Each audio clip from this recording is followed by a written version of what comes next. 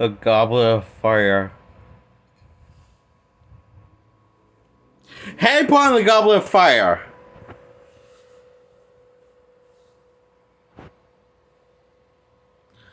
Came out, is a 0 out of 10. So,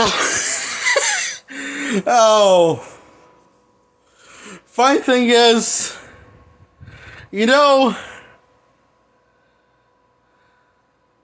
Goblet of Fire came out before the first Twilight movie, starring Rob Patchen.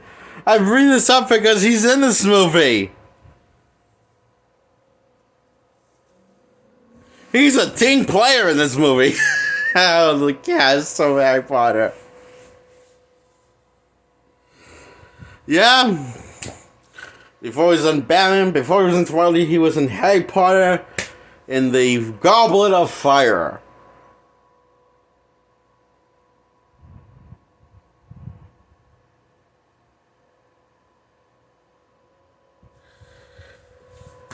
It was a 0 out of 10, this movie is. Why is this movie rated PG-13? And the ones after that? This one installment. This is the fourth installment, and this is the first time in history where a Harry Potter franchise got a PG-13 rating. That's right. We're not in a kids' film anymore. So, let's keep on pulling the same horse shit we've been doing back when we go just the PG rating for kids. Like the first three were.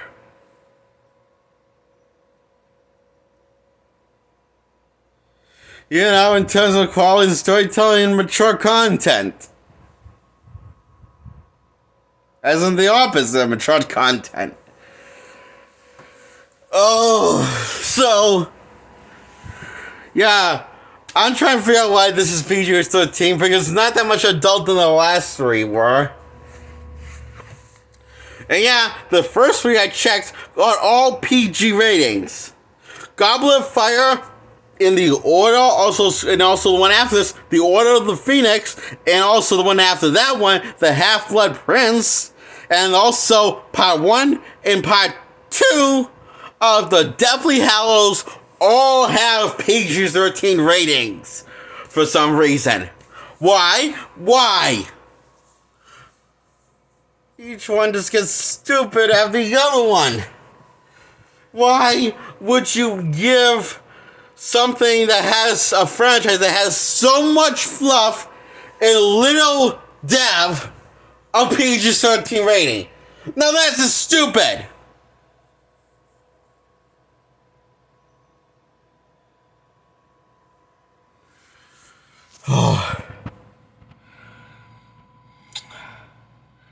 Somehow this is the dumbest I thought it could get.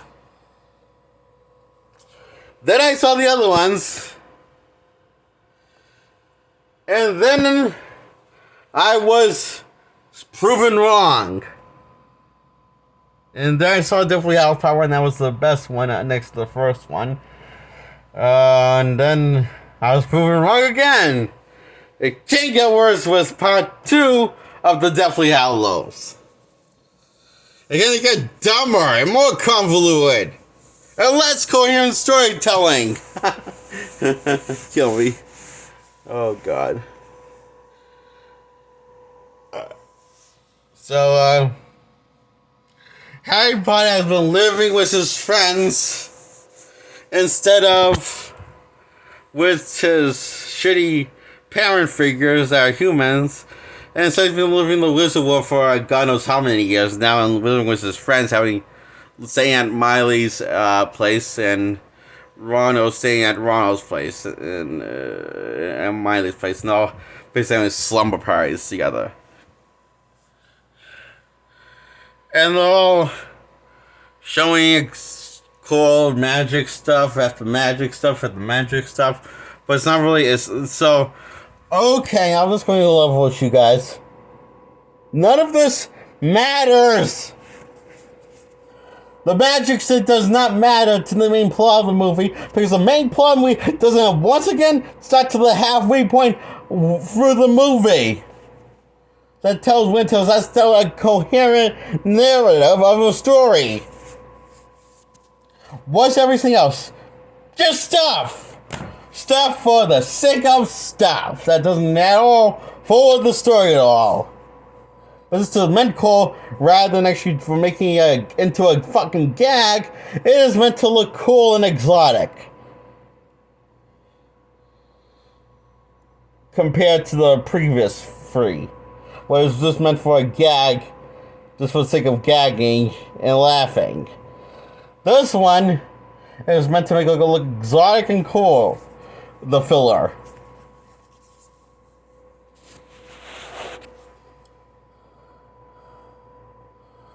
How about instead of wasting my time, just get to the story, get to the point of the movie.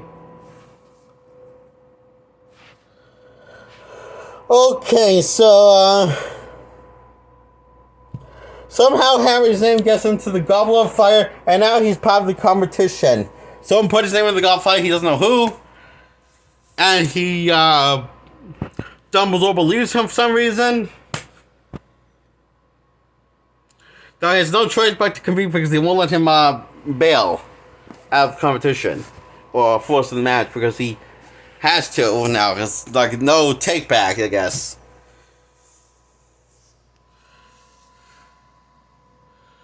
So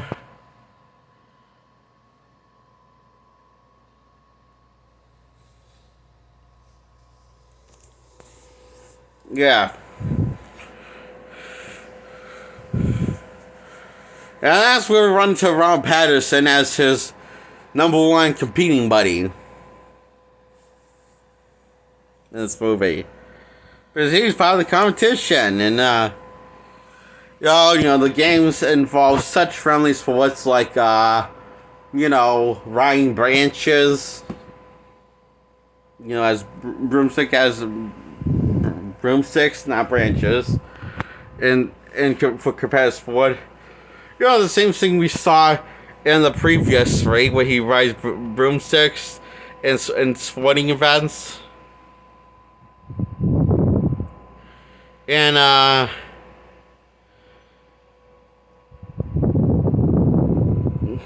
for sports, and also children, students getting drowned on the bottom of the ocean. And mermaids waiting to eat them. And unconscious and fortunate, they'll be may or may not be one of the lucky ones that get saved out of the millions that will die, getting drowned on the bottom of the ocean, waiting for mermaids to eat them and guard them. The students. And the teachers know about this. Because the teacher is the one that designed all of the challenges.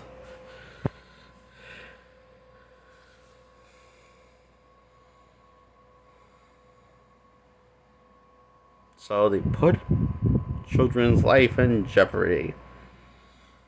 Charming. Just for the sake of sports. Entertainment. Because, when I think of sports entertainment, I think of miners drowning and tied to the bottom of the ocean, waiting to get eaten by bloodthirsty mermaids, and hopefully, at least one of them, there will be one of the ones to survive by from their schoolmates to set them free. While a majority of ones are dying, going to get eaten and drowned, like getting eaten by mermaids, because the mermaids in this universe are cannibals. This just sounds peachy. Of a school.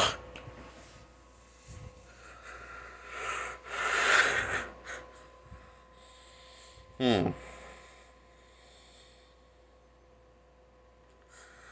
Why do you have to have children drowning, Hogwarts? How have you not gotten shut down after that stunt? And if the children, I mean the children, right? Your students, right? Should you have their best interest at heart and want them to be out of harm's way, not the opposite? And I can't imagine the parents would be okay with this. Or just don't tell them.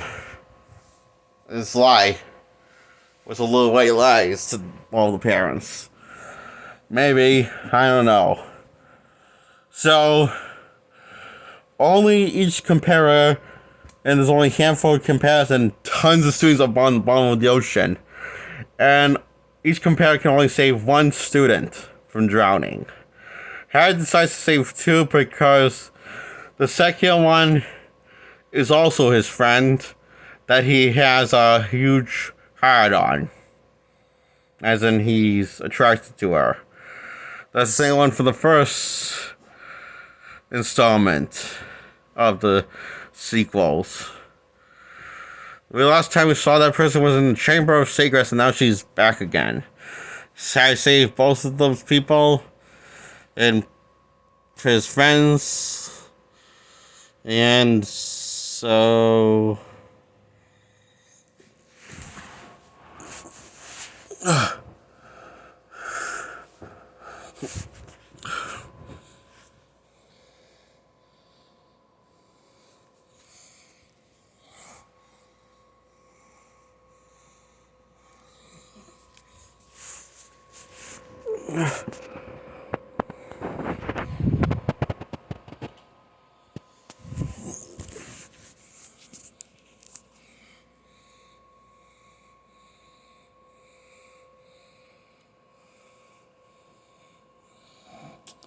yeah.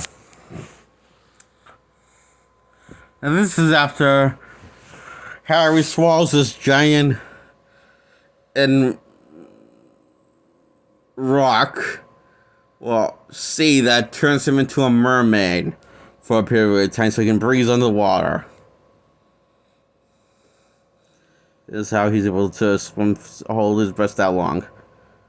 So he turns into a merman, while the other competitors have to actually hold their breaths and can't turn into mermaids. So Harry has the advantage. Now, how did he got this advantage, you ask? Well, he was the one that was the help of Normal, the ghost from the second one, in the bathroom, Lee's bathroom. Sue's bathroom, that taunts the bathroom, the ghost Normal. She has gone older and grown more attractive to Harry. And so she suggests try opening it under the water. Because she's smarter than Harry. And Harry does what she does what she says, that she has to put it in the water, and you have to put it under the water and listen to it underwater.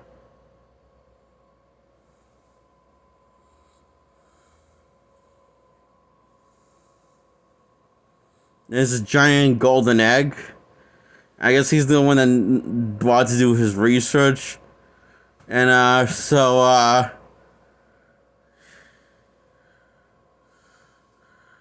this is like when he's opened it.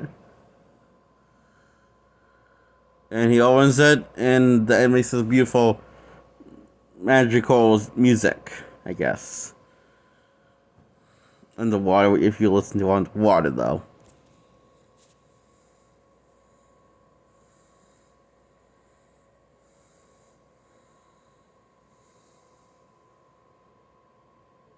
Wait a minute, that just still doesn't explain how he got the, No, the kid gave him this ability, this little,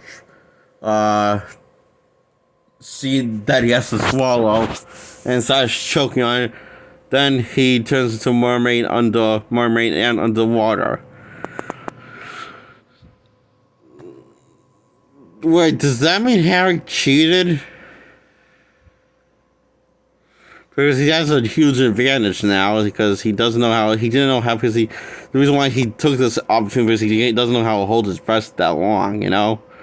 And the other competitors can hold their breast that long and don't need to take stuff that then turns them into a mermaid. So does that mean Harry cheats? I'm confused because he never gets disqualified. So I guess he didn't cheat. But it sounds like a cheat, doesn't it? A cheater cheat, you know, a shortcut.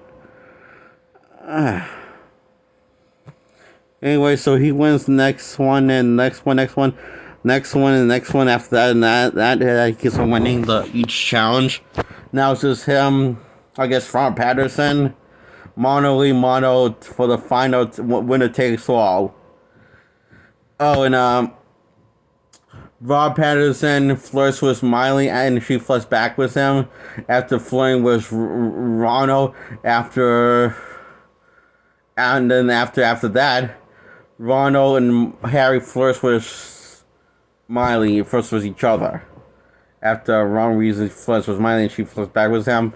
After she keeps on whacking him with the bug and tells him, "Stop eating, stop eating, stop eating, stop eating," while whacking him the book in his upper back, constantly, repeatedly, because she's tired of him keep on constantly eating, because she's a crazy bitch again, and a control freak again. Why not? And now she's also a whore. A two-timing slut. Why? Because that's how the writers, wanted to write Kristen Dunst as Mary Jane in the original Spider-Man trilogy, all three films. And now they want to write Emma Watson as that. And the fourth installment of Harry Potter. Because go girl, female empowerment, that's their idea. I guess a female empowerment, why the fuck not? Anyway, so Ronald gets jealous when she sees him dancing with another guy. She likes him, and he likes her. Miley, for some reason, but we don't see that ever get paid off or closure on that until Deathly Hallows Part 2, when they finally kiss each other after surviving life-death situation in the Deathly Hallows Part 2. So we see that get paid off in the last installment of the Deathly Hallows Part 2. Of Part 2 of the story. We'll finally get closure on that. Okay? Why not? So, Harry and Bob Patron make it to the cup and get both touch the cup, and they don't know where they are.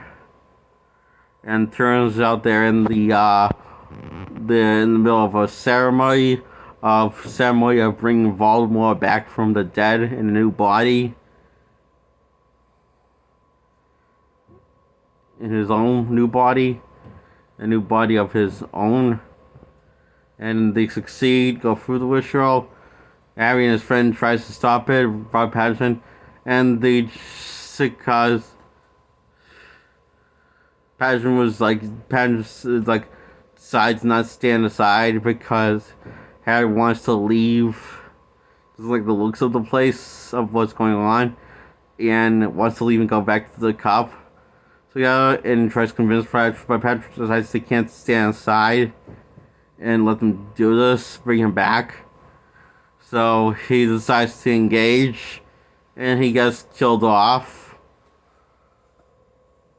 Well, not killed off right away, he just gets wounded a bit. And right with magic, after they bring him back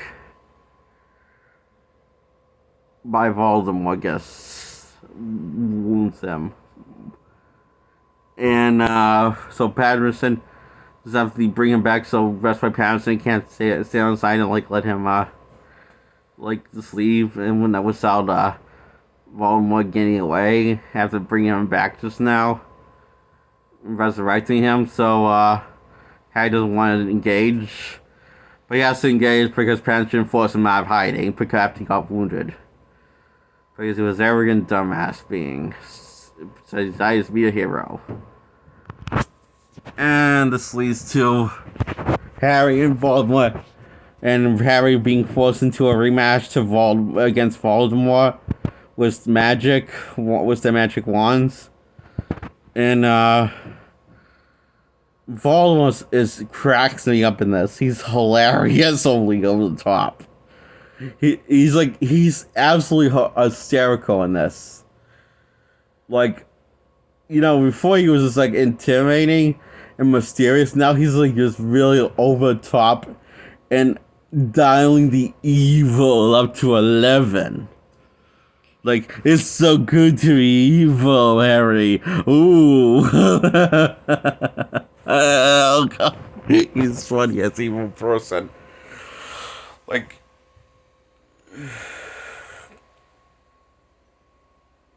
Yeah. So, this is the kind of evil one we get in this movie. And, this is almost absolutely entertaining. And this is the most entertaining and lighthearted and funny we see Voldemort because he's just enjoying being evil. Because it's like he's just doing all the stuff fucking with everything before whipped creaming his ass. Practically almost creaming his ass until the ghosts of his parents show up to save him and to tell Harry to get to the cup.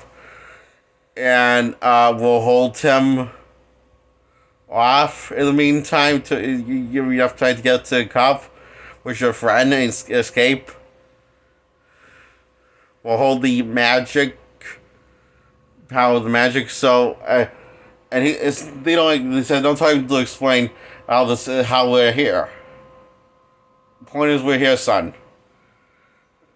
But there's never going to explain that's never going to happen again in this franchise. The parents coming to his aid. Why? Don't know. Not explaining at all. And this one, all the future installments. Oh, great. Wonderful. So they'll get to a cup and get back home, and Harry and Ron Peasants, I guess, is dead. And so I guess he couldn't save him, and Harry feels guilty. And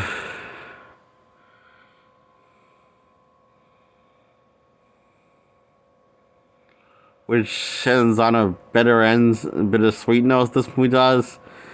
Happily, there actually is no highlight in this movie. This how this movie ends is it's depressing, because now Harry's going to go back with his abusive parent figures after everything's all done and decides not to stay in Hogwarts and leaves Hogwarts, like, I guess, after all that, and his friends say goodbye to him, and that's the movie, I guess. This is 0 out of 10, he said, right? I think this, that's how it ends, because this is so many trains leaving in each. There's always a train leaving in the end of each Hogwarts movie of the Harry Potter movie. Each one ends with a train leaving, except for the last one of the third one. But that's going because he decided not to go back to the human world. But he's going back this one time. Why? I don't know. I guess they were running ideas. I don't know why they do this. Why they write this movie like this, or any other movies like this, for the final product. It just makes no. It's stupid. Everything that's all this movie franchise stupid. Stupid. Bye.